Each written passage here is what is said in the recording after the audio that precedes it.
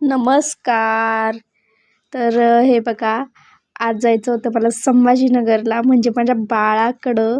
तर मग मी एवढी खुश होते ना, तुम्ही मला बघून तर तुम्ही ओळखू शकता की मी किती खुश होते. मी बसमध्ये चालले होते.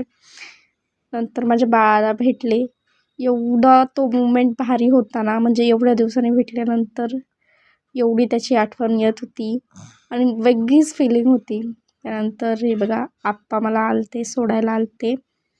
मीच येणार होते पण आप्पा म्हणे मला पण बाळाला बघणं होईल शंभूला म्हणून. त्यानंतर मी इकडं रूमवर आले. दुसऱ्या दिवशी सकाळी शंभूला खाऊ वगैरे घालत होते.